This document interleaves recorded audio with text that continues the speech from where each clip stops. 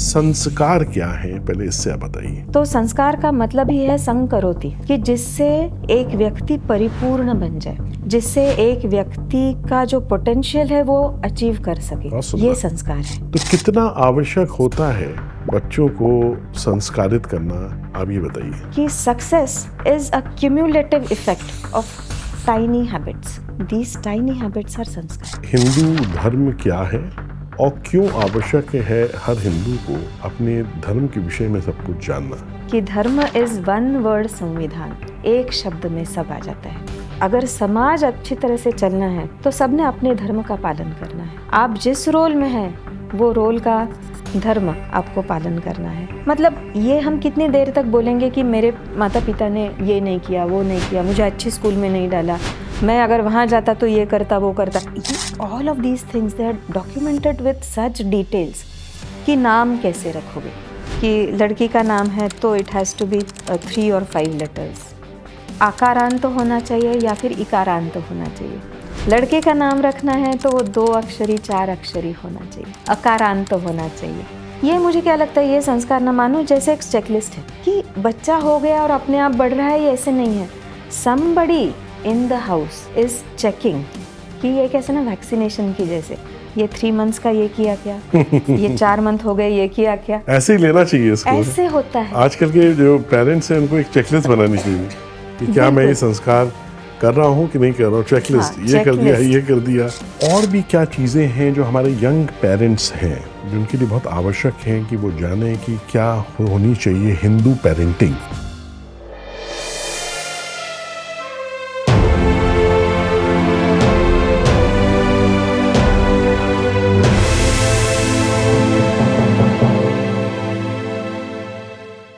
नमस्कार, प्राच्यम के the change makers podcast show में आप सभी का बहुत बहुत स्वागत है। हमारे उपनिषद तैत्तिरीय उपनिषद का ये मंत्र है, मातृ देवो भव, पितृ देवो भव, आचार्य देवो भव। ये माता हो, हमारे माता पिता हो या आचार्य हो, ये देव स्वरूप हैं हमारे लिए और इनका बहुत ही महत्वपूर्ण योगदान होता है बच्चों को, आने वाली पीढ़ियों को संस्कारित करने में। इसी विषय पे बात करने के लिए आज हमने एक मातृ शक्ति को यहाँ पे बुलाया है जो भारत की संस्कृति पे बहुत ही अद्भुत लेखन करती हैं, बहुत अच्छी वक्ता हैं और उन्होंने कई पुस्तकें लिखी हैं संस्कारों पे, हमारी संस्कृति के विषय पे, हमारे इतिहास पे। तो आज अपने इस पॉडकास्ट में हम स्वागत कर रहे हैं एक ऐसी मातृशक्ति का जो बहुत ही समर्पित लेखिका हैं, जो भारत की संस्कृति, भारत का इतिहास, इन विषयों पे लिखती हैं और बहुत ही अच्छी वक्ता हैं।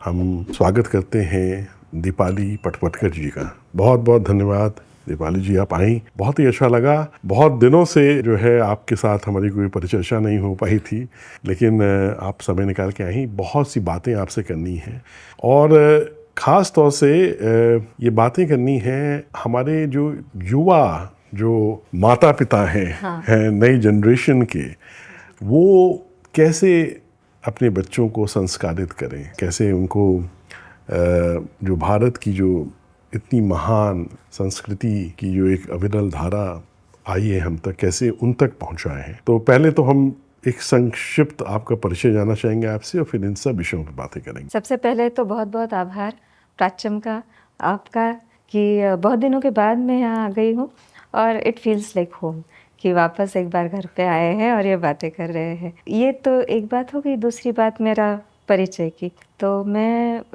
काफ़ी लिखती हूँ, मराठी में लिखती हूँ, इंग्लिश में लिखती हूँ और मेरा विषय भारतीय संस्कृति है। तो भारतीय संस्कृति, संस्कार और अपने एपिक्स, अपने इतिहास, तो रामायण और महाभारत, इस पे लिखती हूँ, इसी पे बातें करती हूँ, यही पढ़ाती हूँ। तो ये मेरा पैशन भी है और मेरा प्रोफेशन भी है। बहुत ही बढ़िया दीपाली जी, बहुत आवश्यकता है कि हम ज्ञान की जो परंपरा है, जो संस्कृति की धाराएं हैं, उनको युवाओं तक, है ना, नई पीढ़ी तक, बच्चों तक, आने वाली पीढ़ियों तक पहुंचाएं। और प्राच्यम इसी दिशा में प्रयास कर रहा है कि जो हज़ारों साल से जो चीज़ें हमको प्राप्त हुई वो संरक्षित रहें, वो आगे बढ़ें और आगे आने वाली पीढ़ियों तक पहुँचें, क्योंकि ये एक जिस काल में हम लोग जी रहे हैं इसमें चुनौतियां बहुत हैं, बहुत इन्फॉर्मेशन है, बहुत से नैरेटिव्स हैं और बहुत से माध्यम हैं। इतने सोशल मीडिया के प्लेटफॉर्म्स, इतने OTT,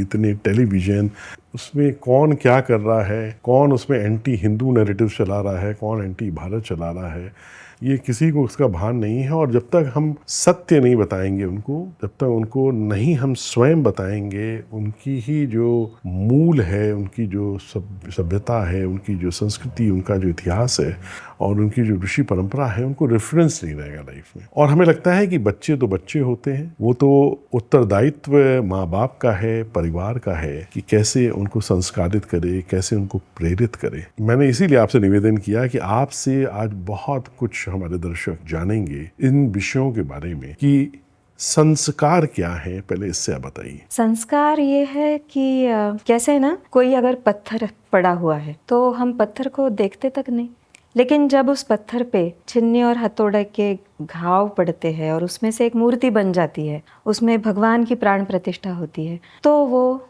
भगवान बन जाता है। फिर लोग दूर दूर से आके वो पत्थर का दर्शन लेने के लिए आते हैं।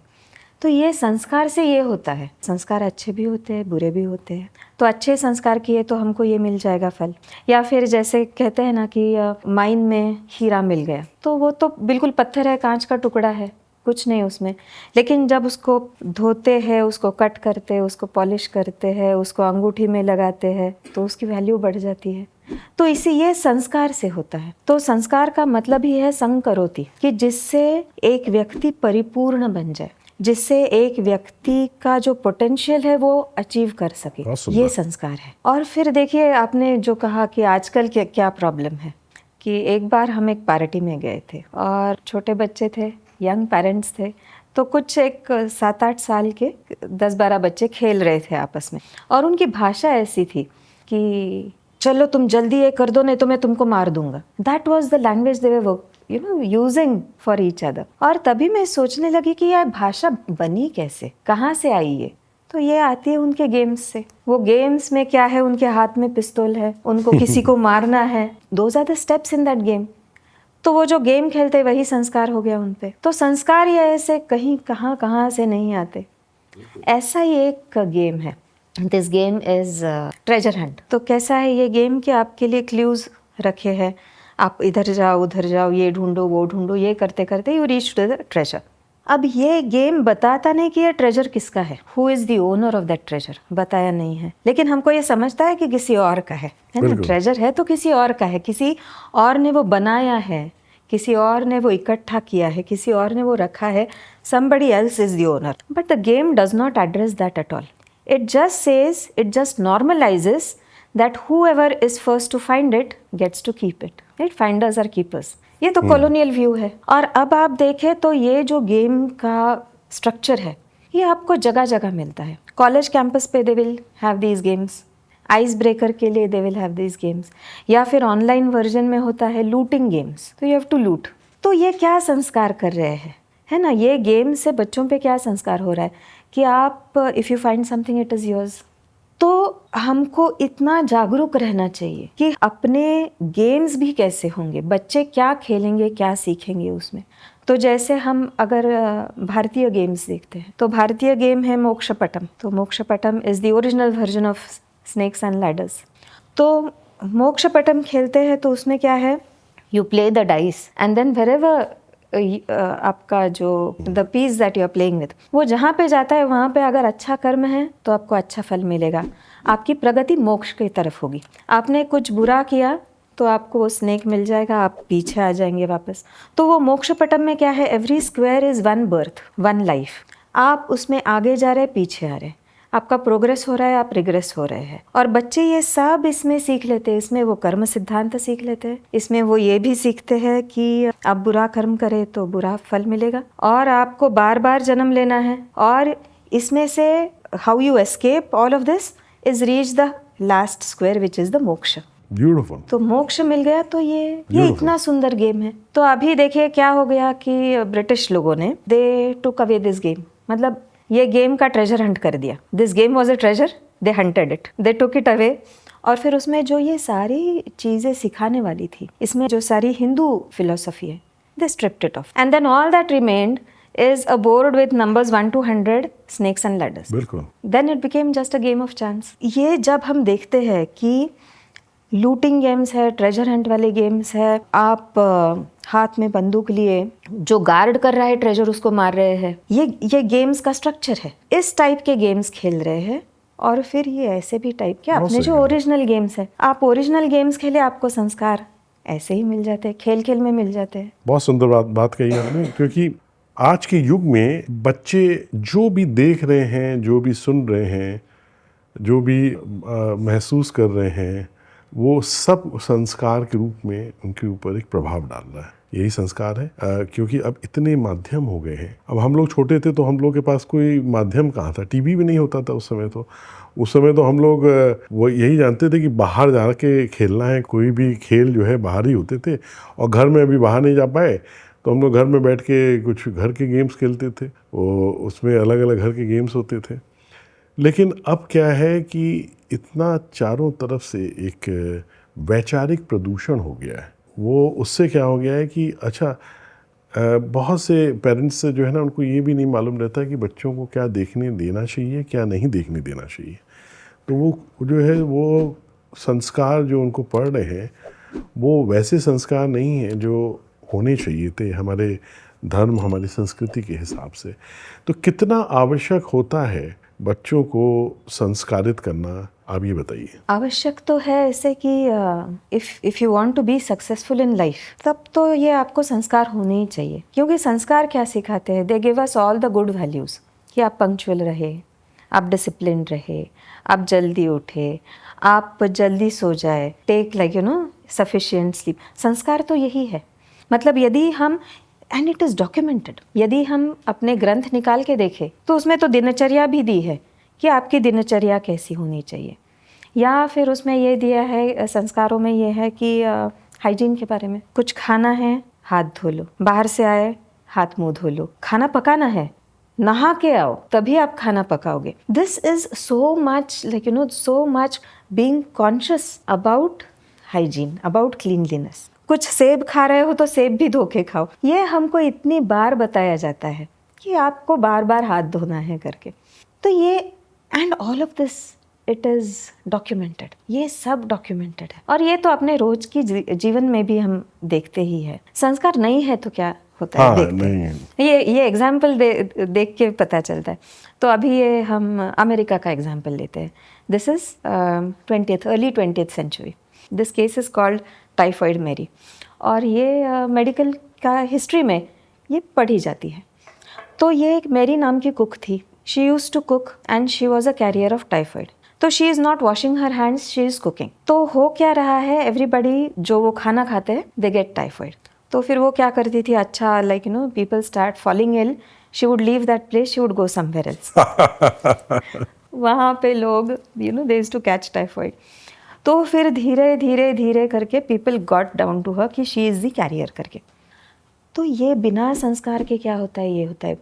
Mary was not the only one who didn't wash her hands, nobody washed their hands. In fact, Europe में तो there was one doctor who came up with this suggestion. Hospital में he came up with the suggestion that doctors should wash their hands before surgery. Yeah, he had to come up with it. And after coming up with that, उनको ये ध्यान में आ गया कि वहाँ का death rate कम हो गया.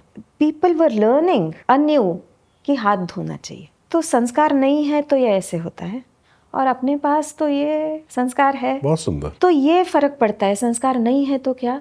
देखिए, ये इतनी छोटी छोटी चीजें होती है कि success is a cumulative effect of tiny habits. These tiny habits are sanskar. तो अगर हमें अपने जीवन को स्वस्थ, सुरक्षित और सफल बनाना है तो बहुत आवश्यक है कि हम सही संस्कार आत्मसात करें, हम अपने बच्चों को वही संस्कार दें हैं। क्योंकि हमें लगता है कि ये हजारों वर्षों का एक विवेक है, सिविलाइजेशनल विजडम है, जो धीरे धीरे करके एकत्र होकर हमारे तक पहुंचा है।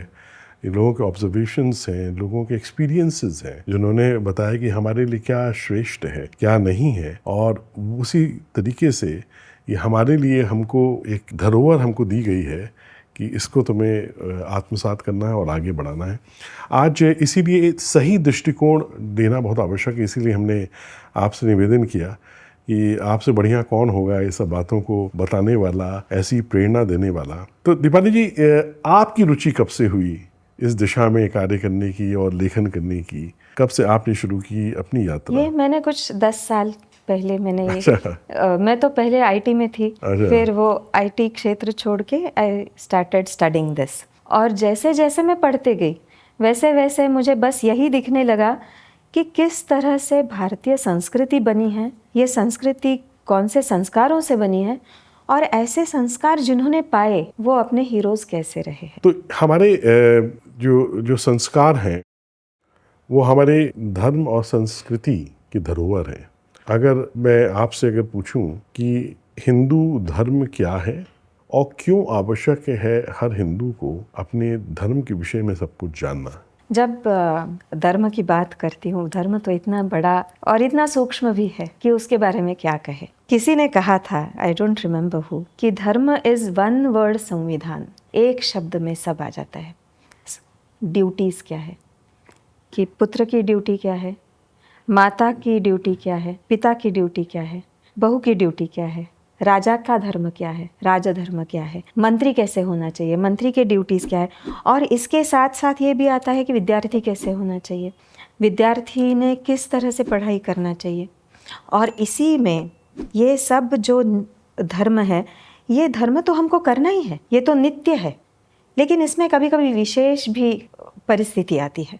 तो जैसे कोई विद्यार्थी है तो उसके लिए नित्य उसका काम होगा कि मैं रोज़ 2 घंटे पढ़ाई करता हूँ, लेकिन जब परीक्षा है तो वो विशेष स्थिति है और तब वो कहेगा नहीं, मैं 16 घंटा पढ़ाई करूँगा। और इसी में आपदा भी आ सकती है कि 16 घंटे पढ़ाई तो करनी है लेकिन आग लग गई तो सब छोड़ के भागना है।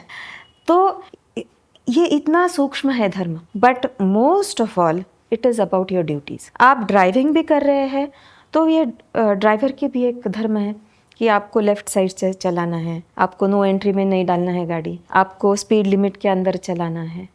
तो जब सब लोग अपना अपना धर्म पालन करते हैं तो अपने आप से पूरे समाज में एक व्यवस्था रहती है और फिर people can live their own lives without getting disturb by you.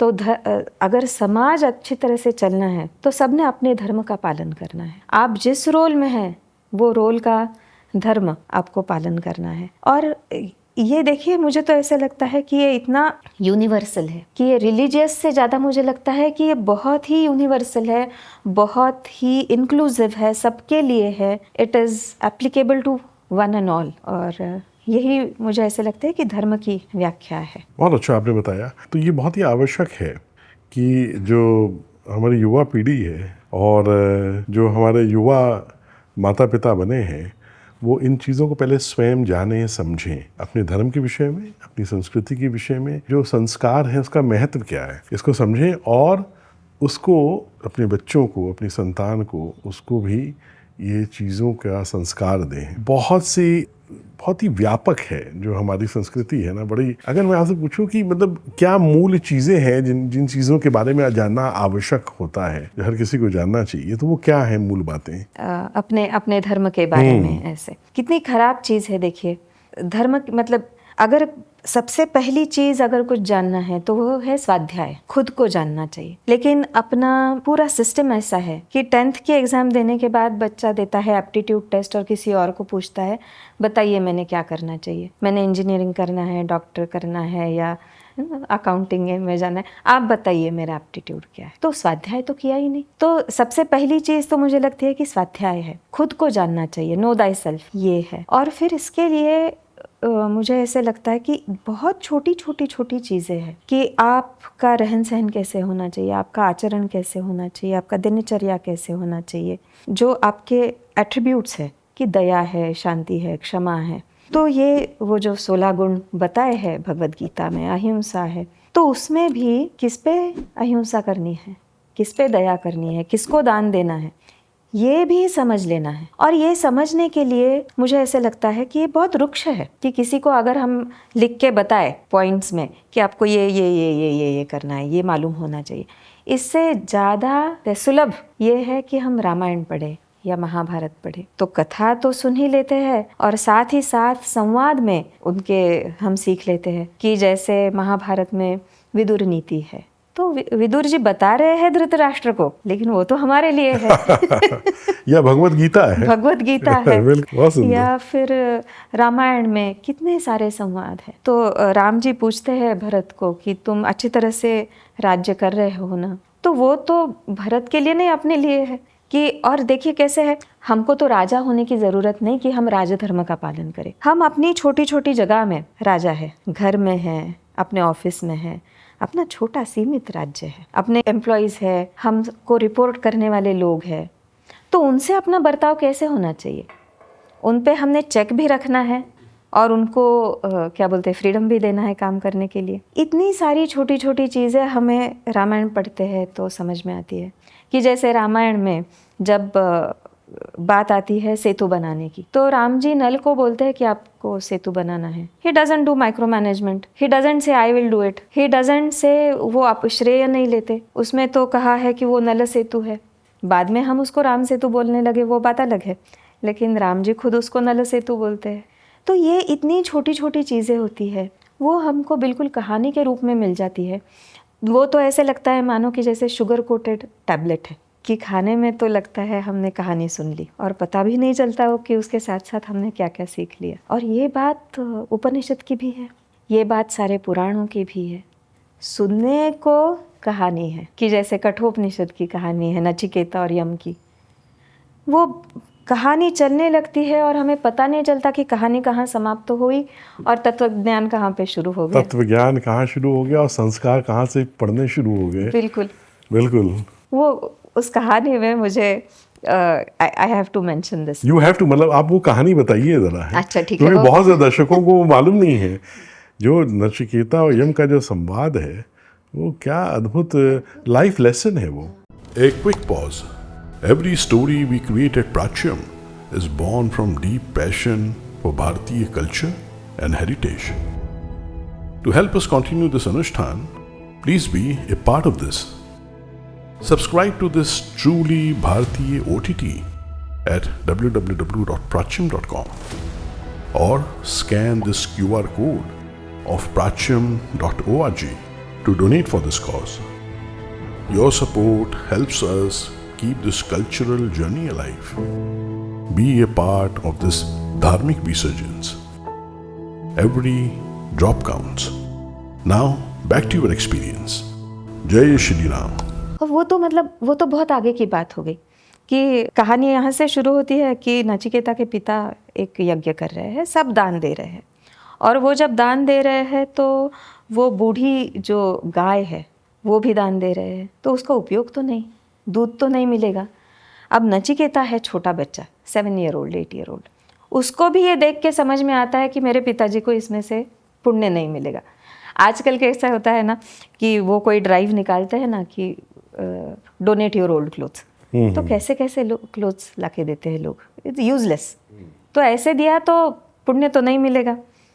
ये छोटा नचिकेता बताता है कि मेरे पिताजी को पुण्य नहीं मिलेगा, तो अब मैं क्या करूं। तो वो सोचता है मेरे पिताजी के पास ऐसा क्या है कि वो देने के बाद उनको पुण्य मिलेगा, मुझे ही दे दे। तो जाके पूछता है अपने पिताजी को, बताइए ना आप मुझे किसको दान में दोगे। The father is busy in that यज्ञ, तो वो तो ध्यान नहीं देते बच्चे की तरफ। फिर भी ये बेटा बताओ ना पिताजी, बताओ ना मुझे, आप किसको दान दोगे। तो गुस्से में आके कहते हैं जाओ, मैंने तुमको यम को दान दे दिया। ये तो माँ भी बोलती है हमको कभी कभी, है ना, मतलब मराठी में तो ऐसे बोलते हैं मर जा तिकड़े, दे डोंट मीन इट। लेकिन ये बच्चा है, ही थिंक्स कि नहीं, I have to go to Yamalok. तो वो निकलता है, यमलोक में जाता है। यमलोक में दरवाज़ा बंद है, खटखटाता है, तो फिर वो सेवक दरवाज़ा खोलता है। अब देखिए वो सेवक को तो आदत है नहीं कि कोई द्वार पे आके खटखटाए, सबको घसीट घसीट के लाना पड़ता है। तो उसको मालूम नहीं कि अतिथि आया है तो कैसे बर्ताव करना है। वो पूछता है कौन हो, क्या चाहिए। तो ये बच्चा बोलता है मुझे यमराज से मिलना है।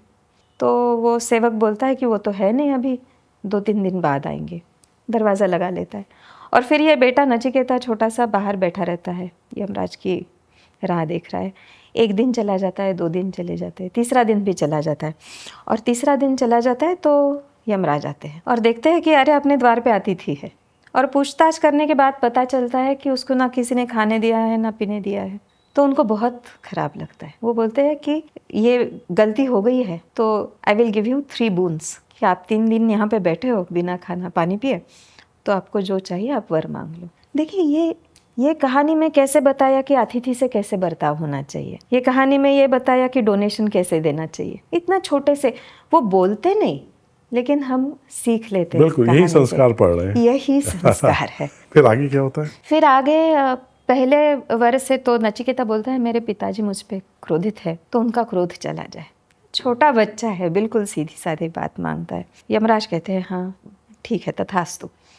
फिर दूसरे वर्ष से वो बोलता है मुझे अग्नि के बारे में मालूम करना है, तो वो उसको एक अग्नि के बारे में बताते हैं, तो उस अग्नि को बाद में नचिकेता अग्नि बोलते हैं। और फिर तीसरे वर्ष से वो बोलता है कि मुझे आप ये बताइए कि मृत्यु के बाद क्या होता है, यमराज के सिवा कौन बता सकता है। तो फिर यमराज उसको बोलते हैं कि वो छोड़ दो, मैं तुमको राज्य देता हूँ, गाय देता हूँ, हाथी देता हूँ, रथ देता हूँ, अश्व देता हूँ, तुमको जो चाहे मांग लो, ये क्या करना। ये तो बात ऐसे हुई, पता है कि कॉलेज में एडमिशन ले ली और उसके पहले ही ऐसे पैकेज मिल गया before you get your degree. लेकिन नचिकेता कहता है मुझे कुछ नहीं चाहिए, मुझे बस यही ज्ञान चाहिए। तो फिर उसका जो ज्ञान की जो प्यास है वो देख के यमराज खुश होते हैं, और फिर उसको सारी वो जो तत्वज्ञान है कि मृत्यु के बाद क्या होता है, शरीर क्या है, शरीर जैसे एक रथ है, और ये रथ में 5 अपने जो ज्ञानेंद्रिय है, कर्मेंद्रिय है, वो घोड़ा है। वो घोड़े का जो लगाम है वो लगाम मन है, जिसके हाथ में वो लगाम है, जो वो रथ चलाता है वो बुद्धि है, और ये रथ में जो बैठा है, जो रथी है, वो आत्मा है। तो ये जो उपमा है ये कठोपनिषद में आती है, बाद में भगवद गीता में भी आती है। तो ये सब बताते हैं, श्रेयस प्रेयस के बारे में बताते हैं, इतनी सारी चीज़ें बता देते। तो देखिए ये जब हम बात करते करते आते हैं कि यज्ञ जो शुरू हुआ है पहला, और वहाँ पे जो गाय दे रहे हैं, वहाँ से लेके ये कहानी चलती है, और हमको पता भी नहीं चलता कि वो कहानी समाप्त कहाँ पे हुई, और हम ये फिलॉसफी कब सीखने लगे हैं। तो इस तरह से हमें everywhere we will see this, कि ये मुझे तो ऐसे लगता है मानो अपने ऋषि मुनियों का ये एक बहुत ही स्ट्रॉन्ग सूट है कि वो बहुत डिफ़िकल्ट चीज़ें भी ऐसे सिंपल करके सिखा देते हैं। बहुत सही कहा आपने दीपाली जी। बात जब आपने इतनी बातें बताई, और भी क्या चीज़ें हैं जो हमारे यंग पेरेंट्स हैं जिनके लिए बहुत आवश्यक हैं कि वो जाने कि क्या होनी चाहिए हिंदू पेरेंटिंग। हाँ, मतलब हिंदू पेरेंटिंग मुझे लगता है बहुत ही आवश्यक है ना। पहले तो स्वयं को समझें, उन चीज़ों को जानें।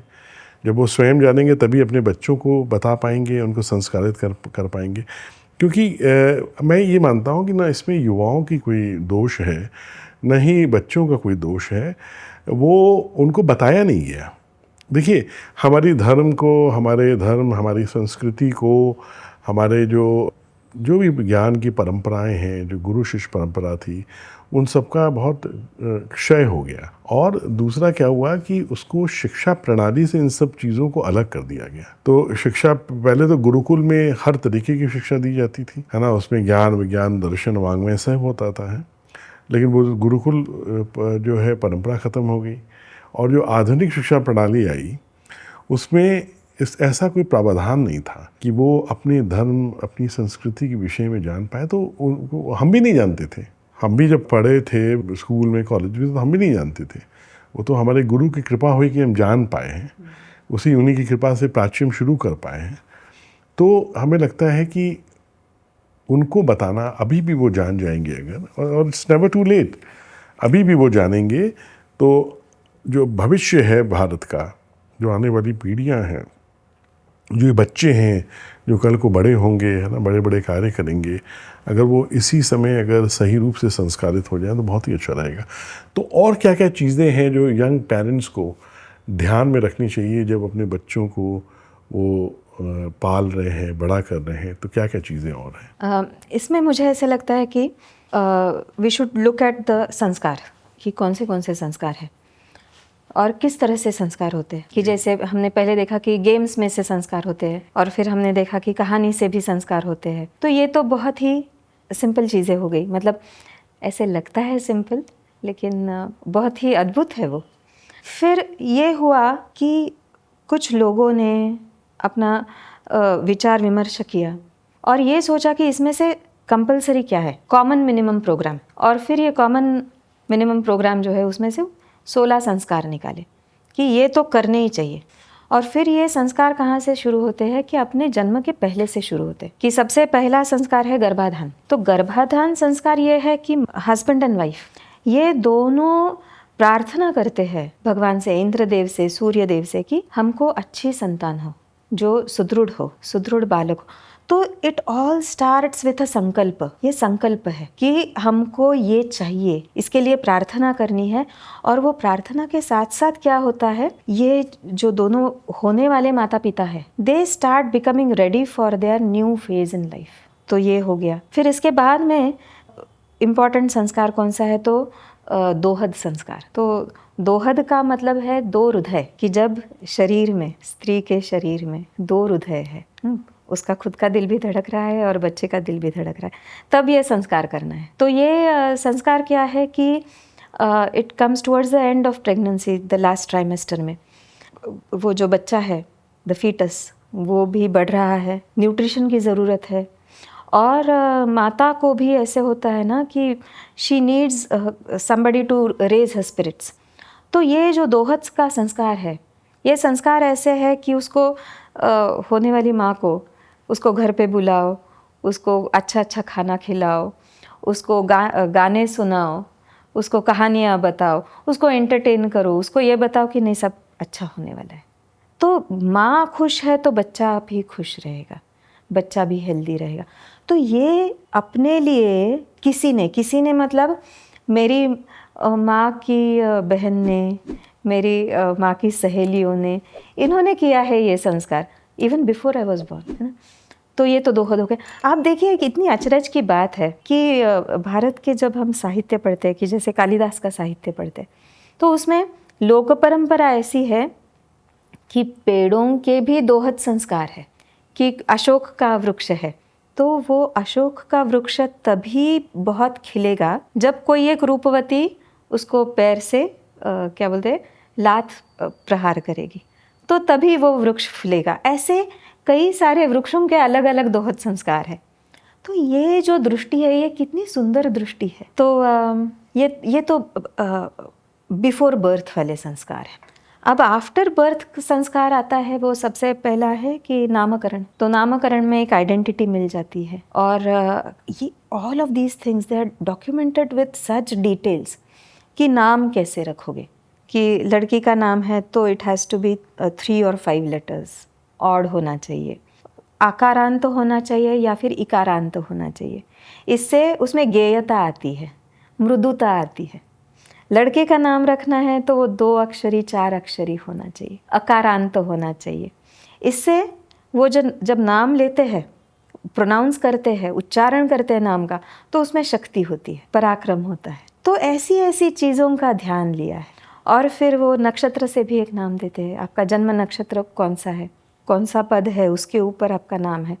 तो बस वो नाम याद रख लिया आपको, आपकी you don't need to remember at what time you were born. तो ये इतनी सारी चीज़ें अपने नाम में ही दे हैव बीन कोडेड।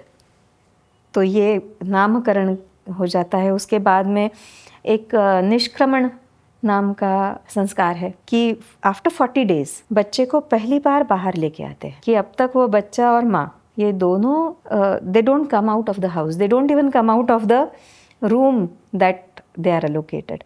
कि उससे इन्फेक्शन रोक लेते हैं, उससे the child will not catch any infections, get ill, तो उसको रोक दिया है।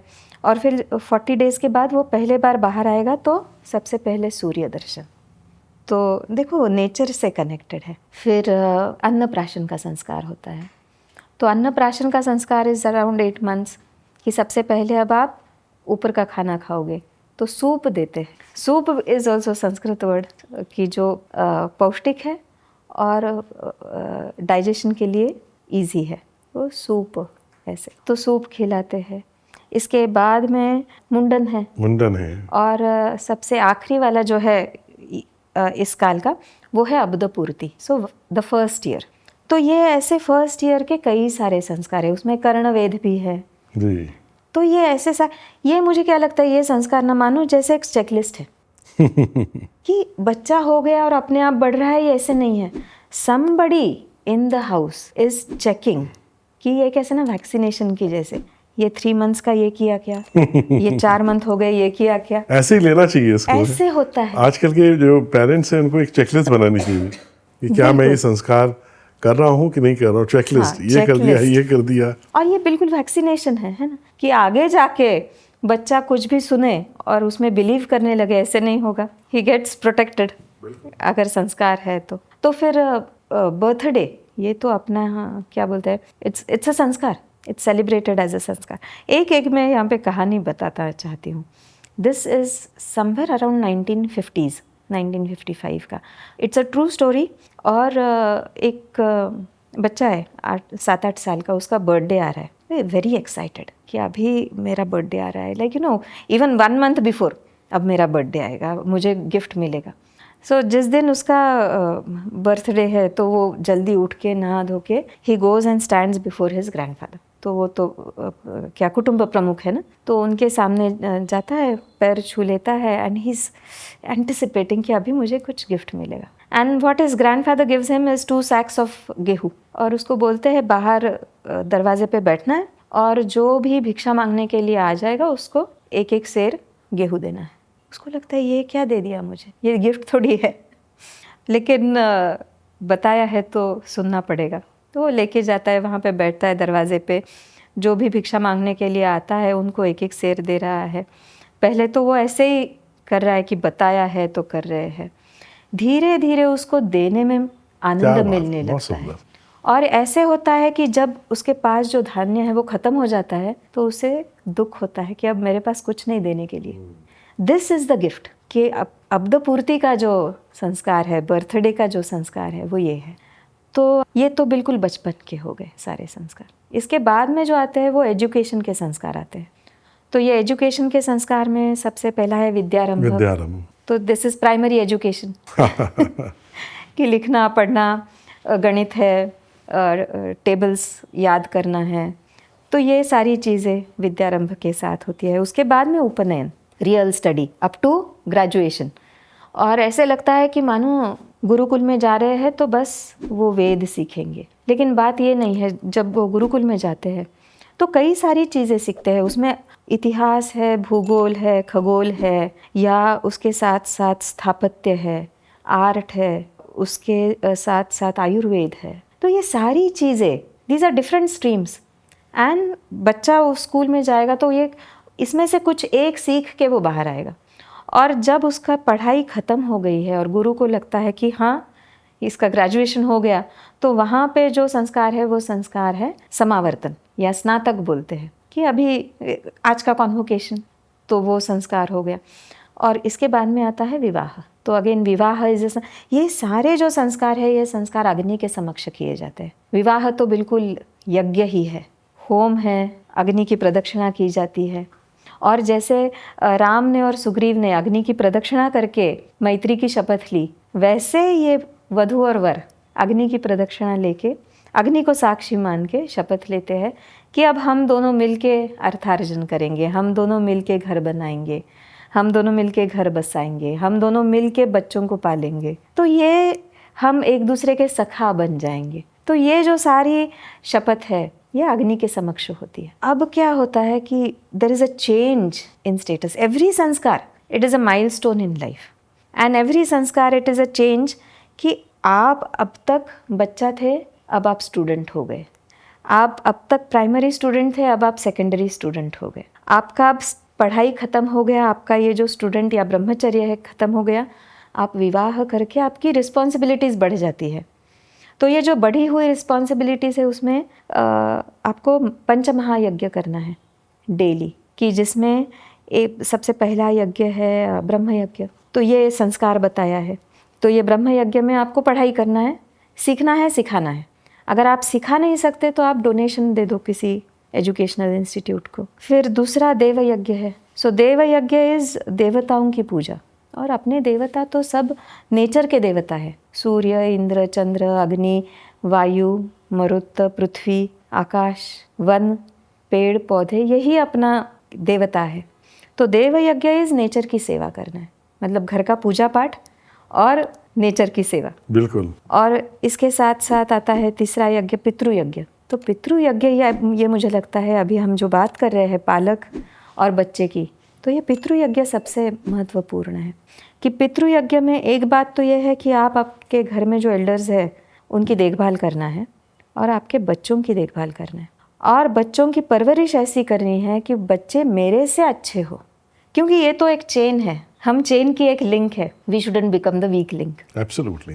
तो ये पितृ यज्ञ मुझे लगता है कि सबसे महत्वपूर्ण है, जिसमें हर एक ने पिता का धर्म भी निभाना है और पुत्र का धर्म भी निभाना है। तो ये रहा पितृ यज्ञ, रोज का रोज करना है। मनुष्य यज्ञ कि अपने आजू बाजू में जो भी नीडी पर्सन्स उनको मदद करना है। और भूत यज्ञ इसको सब प्राणी, उसमें प्राणी है, कीटक है, पक्षी है, तो उनकी भी सेवा इसमें आ जाती है। तो ये जो गृहस्थाश्रम है, ये गृहस्थाश्रम में everybody is dependent on them. बच्चे भी उन पे डिपेंडेंट है, जिन्होंने वानप्रस्थ लिया है, रिटायर हो गए हैं, वो भी इन पे डिपेंडेंट है। तो ये सबसे महत्वपूर्ण फेज़ है लाइफ की, और लंबी भी फेज़ है कि इसमें ये सब करना है। और सबसे आखिरी में जो आता है वो है अंतिम संस्कार, अंतिम यष्टि, तो अंतिम यज्ञ। और फिर ये अंतिम यज्ञ क्या है कि अपनी बॉडी भी यज्ञ में अर्पण करके ख़त्म हो गया अपना ये प्रवास, ऐसे करके। तो ये जब हम देखते हैं संस्कार जो है, तो पहले तो जो संस्कार है, सबसे पहले संस्कार वो माता और पिता करते हैं। एजुकेशन वाले संस्कार है वो गुरु करते हैं, आचार्य करते हैं। तो आपने जब सबसे पहले बताया तैत्तरीय उपनिषद का मातृदेवो भव, पितृदेवो भव और आचार्य देवो भव, कि जो हमको संस्कार देते हैं, जो हमारी परवरिश करते हैं, हमारा पालन पोषण करते हैं, कभी हमको उनको हमें डांटना पड़ता है, कभी प्यार से बताते हैं। ये संस्कार करना सिंपल नहीं है, ऐसे ही कर दिया ऐसे नहीं है, उसके लिए बहुत प्रयास करना पड़ता है। तो इन लोगों ने हम पे ये जो प्रयास किए हैं, इसीलिए वो तो देवता के समान है, भगवान के समान है। तो ये हो गए। और फिर विवाह के बाद का ये जो पंचमहायज्ञ है, ये मुझे लगता है कि ये खुद पे संस्कार है। कितने देर तक हम बोलेंगे कि कोई आके हम पे संस्कार करे? हमने खुद भी करना चाहिए। Every day get up in the morning and do some reading, and that reading, वो ब्रह्म यज्ञ जो है, that reading has to be Ramayana, Mahabharata, Purana, Upanishad, Veda. आप ये पढ़ो, you have to take care of yourself. वो जो बोलते हैं ना, हम तूच तुझ्या जीवनाचा शिल्पकार, दिस इज मराठी में कहा गया है ये ऐसे, कि you have to build yourself. तुम ही खुद के गुरु हो, तुम ही खुद के मित्र हो, भगवत गीता में भी कहा है। या फिर दत्त गुरु भी कहते हैं कि 25वां गुरु जो है वो तुम खुद हो। तो यू हैव टू देन, मतलब ये हम कितनी देर तक बोलेंगे कि मेरे माता पिता ने ये नहीं किया, वो नहीं किया, मुझे अच्छी स्कूल में नहीं डाला, मैं अगर वहाँ जाता तो ये करता, वो करता। Finish off with that and start working on yourself. तो ये वो वाला फेज है, और ये हर कोई कर सकता है, हर कोई कर सकता है, हर कोई कर सकता है। और अगर अभी तक नहीं किया तो अब शुरू कर दे। हमने कहा ना, अब शुरू कर दे। आपकी इन बातों को सुनने के बाद से शुरू कर दे, अपना शिल्पकार खुद ही बन जाए जी। अपने आप को तराशना खुद शुरू करे। जब तक वो स्वयं नहीं करेगा तब तक वो कर ही नहीं पाएगा। ये मुझे लगता है वामनराव पै नाम के एक संत है, उनका ये वाक्य है, तूच तुझ्या जीवनाचा शिल्पकार। बहुत सुंदर। और फिर अंतिम संस्कार जो है वो तो कोई और हम पे करने वाला है। हाँ बिल्कुल, है ना। तो पहले वाले संस्कार माता पिता ने किए, अंतिम संस्कार बच्चे करेंगे, उसके बाद भी श्राद्ध एंड ऑल वो कोई और करने वाला है। अपने हाथ में ये है। बहुत सुंदर। तो जो हम कर सकते हैं वो हमने बहुत अच्छे से करना चाहिए। बहुत ही सुंदर। तो इसीलिए जो जैसा आपने कहा कि बहुत ही आवश्यक है कि हम स्वयं को संस्कारित करें, अपने बच्चों को संस्कारित करें, क्योंकि संस्कार से ही संस्कृति संरक्षित हो सकती है जी।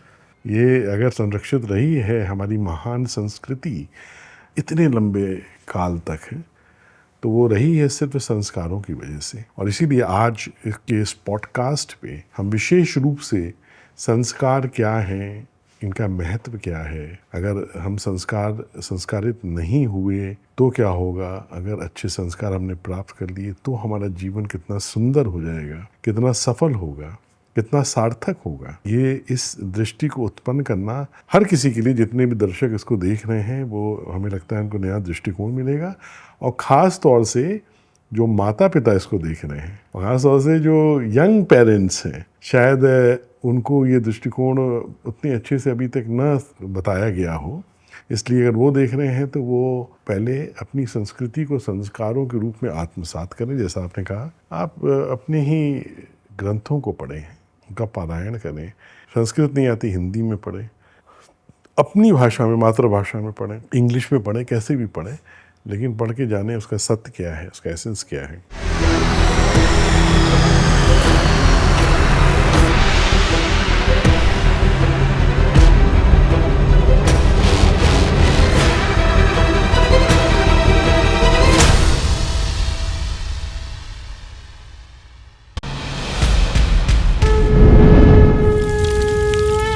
From the timeless Vedas to the valiant warriors, from the wisdom of the rishis to the dreams of a new Bharat, our civilization has never stopped inspiring the world. Prachyam, the world's first Indic OTT, brings the glory of Bharat to the world. 400 plus films and series. From history to heritage, from devotion to discovery, every story is an offering to our eternal civilization. From G20 to Tokyo, the world is witnessing the voice of Bharat rise again. बहुत बड़ी सनातन की सेवा हो रही है, ज्ञान का पुनरुद्धारण का कार्य है। Prachyam is doing an amazing job. 60 साल में हमने जो खोया को वापस लाने का काम कर रहा है। आपका ये प्रयत्न ईश्वर की आराधना ही है। Your contribution is not a donation. It is an ahuti in this Mahayagya of the Indic Renaissance.